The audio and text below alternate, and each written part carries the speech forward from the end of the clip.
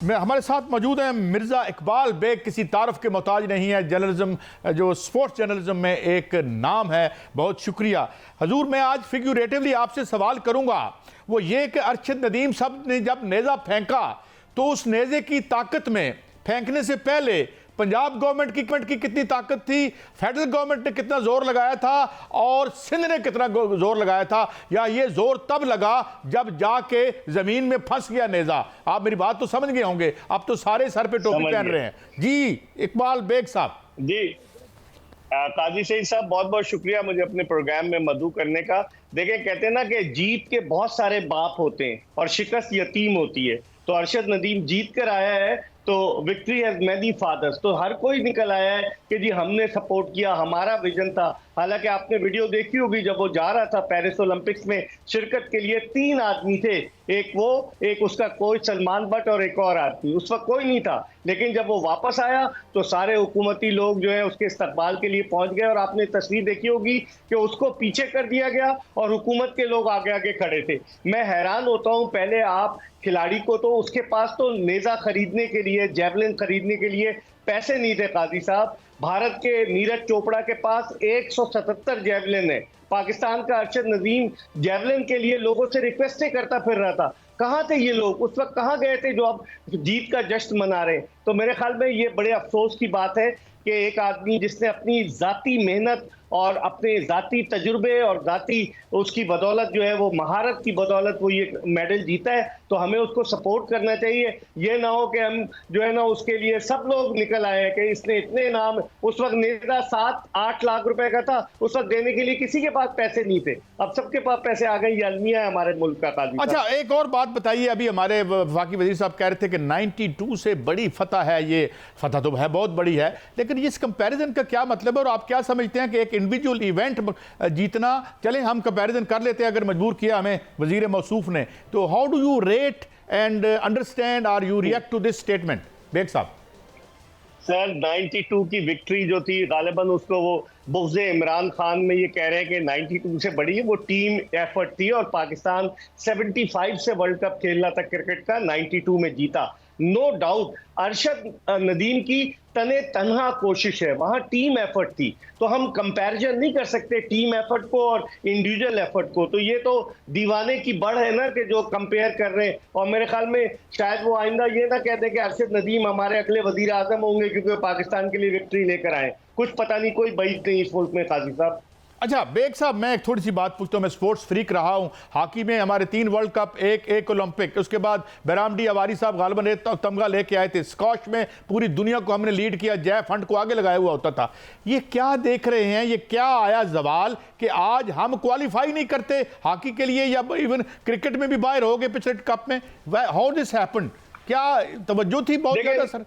जी जी जी। इसी जवाल की बुनियादी वजह यह है कि जो फंड्स मिलते हैं हॉकी में वो लोग खा जाते हैं। अरबों रुपए खा लिए गए हॉकी में। और अब आप देखें कि 40 साल पहले हमने 1984 में लॉस एंजलिस ओलंपिक्स में गोल्ड मेडल जीता था। 30 साल पहले 1994 में हमने सिडनी में हॉकी का वर्ल्ड कप जीता था।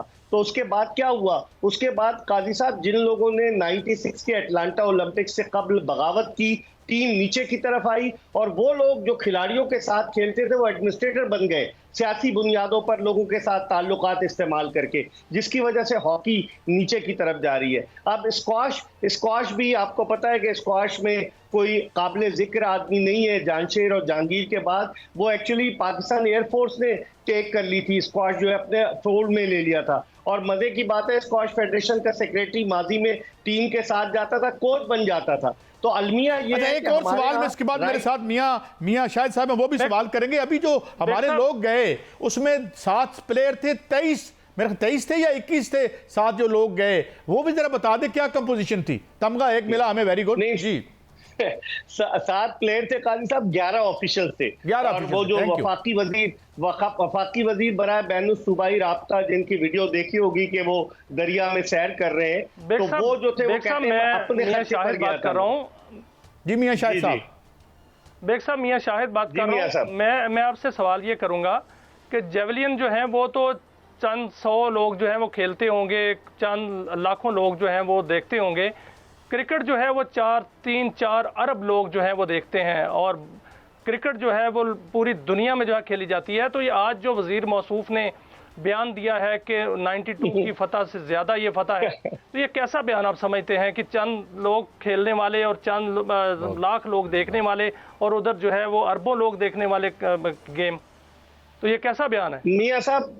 मियां साहब सियासत की नजर कर दिया गया खेलों को। मैं इस बयान को सियासत से जुड़ा हुआ समझता हूं। हमें सियासत से बालातर होकर खेल में पाकिस्तान का सब जिलाली परचम बुलंद हो रहा है ना, हमें उसकी तरफ जाना चाहिए, बजाय इसके कि हम कंपैरिजन शुरू कर दें किसी के बुग़्ज़ में। ऐसा नहीं होना चाहिए। मैं समझता हूं कि ये सोचना चाहिए वजीर मौसूफ को। आपने तो एक और वीडियो भी देखी होगी कि जो मुशीर है खेल के राना मशहूर साहब, वो फोन पे बात कर रहे हैं और जब फोन पे आप बात करते हैं तो स्क्रीन ऑन होता है, वो स्क्रीन ऑफ था, तो लोगों ने पकड़ लिया कि ये कौन सी रिकॉर्डिंग हो रही थी। तो पाकिस्तान में अलमिया ये है कि हम कैश कराने की कोशिश करते हैं चीजों को और उसे अपने जाती मफाद के लिए इस्तेमाल करते हैं। ऐसा नहीं होना चाहिए। अच्छा, ये अपना जी जी जी जी मुकम्मल करें बेग साहब। जी मैंने बस आप सवाल कीजिए। जी मैं अच्छा, एक तो अच्छा जेस्चर आया, वो जो नीरज हैं उनकी वालदा ने भी ये कहा जी कि मेरा ही बेटा जीता है, और इधर भी उनकी वालदा जो है उन्होंने ये कहा, और शायद मोदी साहब का भी कोई बयान आया। तो ये तो हम पॉजिटिव समझते हैं, मगर सवाल ये है कि जो मैंने आपसे सवाल किया कि क्या आपने बात की ना, मैं बात नहीं करना चाहता, मेरे पास भी एक खबर है कि हॉकी के पैसे किसने खाए। मैं एक ब्यूरोक्रेट के पास बैठा था, कहता मैं मजबूर हूँ भाई, वो सरकार में है, मैं क्या कर सकता हूँ। तो यानी मैं बता सकता हूँ।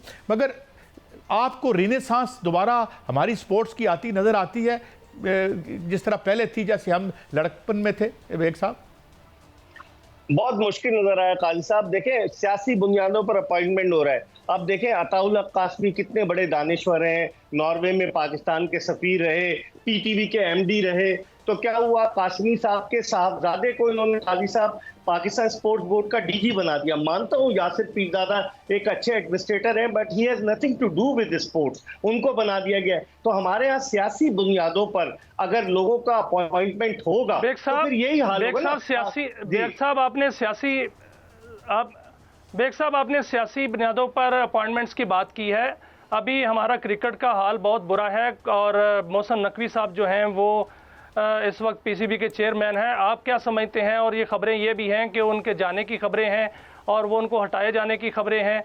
आप कैसा देख रहे हैं इसको कि क्या वाकईतन मोहसिन नकवी साहब जो हैं इसमें नाकाम हुए हैं और वो इसको या खुद खैरबात कह रहे हैं या उनको खैरबात करने का कहा जा रहा है?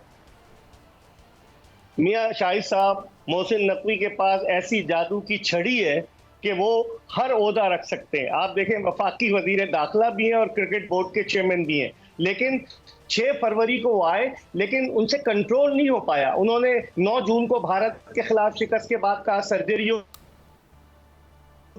कहाँ सर्जरी हुई? अब इसको इन्होंने मालदीव भेज दिया, जाके आईसीसी के ट्यूटर लेवल का कोर्स करो। तो मेरे ख्याल में उनसे कंट्रोल नहीं हो रहा था। शायद यही वजह है कि नकवी साहब जो है उन्होंने क्रिकेट के तमाम तर इख्तियारात वकार यूनुस को दे दिए। तो इससे जाहिर होता है कि उनकी क्रिकेट में इतनी इनपुट नहीं थी नकवी साहब की। तो अब देखें क्या होता है, लेकिन बज़ाहिर यही लग रहा है कि 2 ओहदों में जो हमारे मुल्क की दाखिली सूरत हाल है उसको मद्देनजर रखते हुए उनको बड़ा टाइम देना पड़ेगा। वफाकी वजीर दाखिला की हैसियत से एक बड़ी अहम ये वजारत है। तो मेरे ख्याल में क्रिकेट के लिए अभी आप कह रहे हैं, मेरे पास तो ऐसी इत्तलात नहीं है क्योंकि वो खुद नहीं छोड़ना चाहते और वो माजी में कह चुके हैं कि अगर मुझे क्रिकेट या वजारत दाखिला में से किसी एक का इंतखाब करना पड़ा तो मैं क्रिकेट बोर्ड के चेयरमैन का इंतखाब करूंगा। बेग साहब, it is always a great pleasure. आप अपने इंतहाई मसरूफ टाइम में से हमें थोड़ा सा वक्त देते हैं, हमारी जो है वो बात बन जाती है।